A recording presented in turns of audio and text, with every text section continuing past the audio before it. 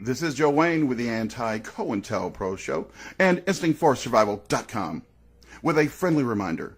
Don't forget to hit the bell. That's right. If you're wondering why you're never getting those new video notifications from the Anti-COINTELPRO Show that I upload numerous every single solitary day, it's because you forgot to hit the bell.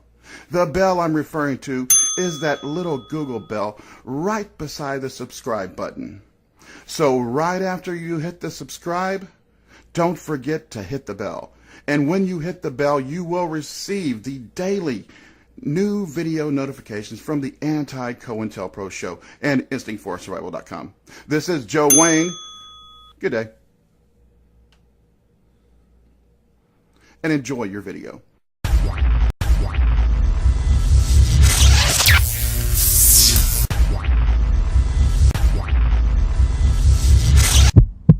Americans convicted of a felony are stripped of their voting rights. Just 3 states, I think. The most populous of those states is Florida, and according to one estimate, a quarter of the state's black population cannot vote because of it.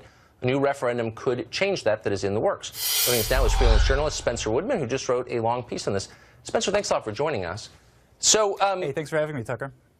The idea is that because the estimate is, as you said, a quarter of the state's black population could not vote because their voting rights were taken away because they're convicted felons, that really the election turned on that fact, and that's one of the reasons Hillary Clinton lost. Am I understanding that?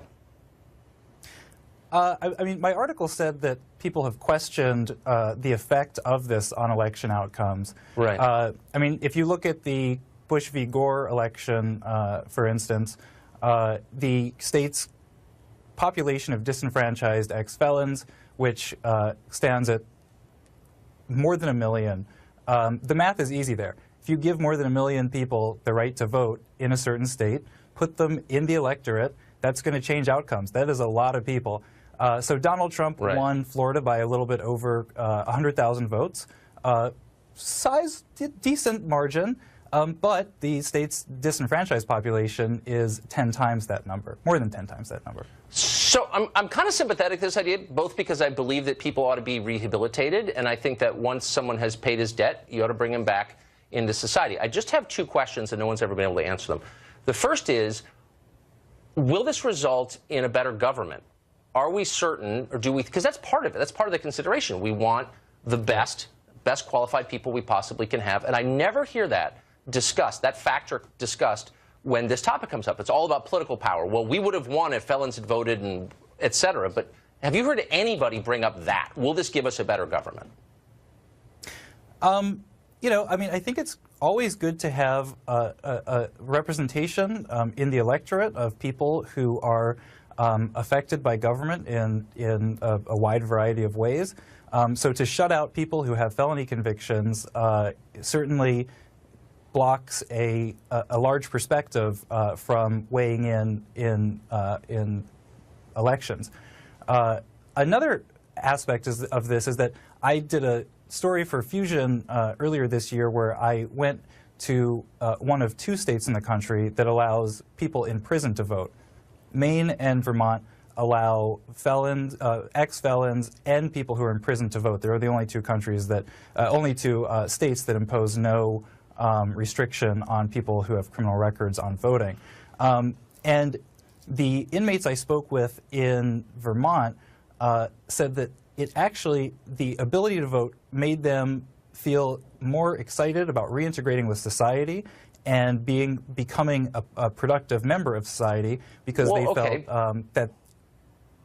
Go ahead. Yeah, no, I get it. I mean, I'm sure they like that, but I mean, there's also me to consider, and you and every other non-felon living in this country.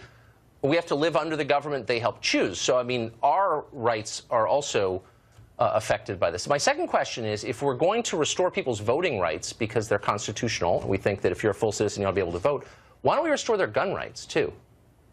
I mean, are people really making the case that you ought to be allowed to choose my president, but you can't go hunting? The group of ex-felons who are disenfranchised in Florida who are spearheading the campaign to end the state's prohibition on felony voting, they're not focusing on gun rights. I don't know if there's a comparable group. But No, but that don't you is, think, I mean, but why is that an unfair? I mean, why is that an unfair question? If we're going to trust someone to make the most important civic decision of all, who governs us, and say simultaneously, we don't trust you to go deer hunting or to have a shotgun at home, like that doesn't make any sense, does it? I would venture to say that, you know, one answer to that could be that people who have interacted with the criminal justice system to the level that they've been charged with a felony, you know, a lot of felonies are involve violence, and that is one way that I think gun control advocates would think you would keep guns out of the hands of people who, in previous interactions with law enforcement, have been proven to be. So they're not. Wait. So hold on. So they're not actually rehabilitated. They're not ready to live among us as full and equal citizens. But we ought to allow them to pick the president. I mean, you know, I think that kind of got you there, didn't I, Spencer? I mean, come on. Really? I mean, hey, I mean, access to guns is just a completely different question. Well, it's a question. It's a question of trust. What do we, as a citizen, what do we trust you to do? You know, I trust you enough to pick my president, but I don't trust you enough to go hunting. I mean, meditate on that. I don't know. Anyway, this is an interesting piece, and thank you a lot. Thanks a lot for coming on and telling us about it.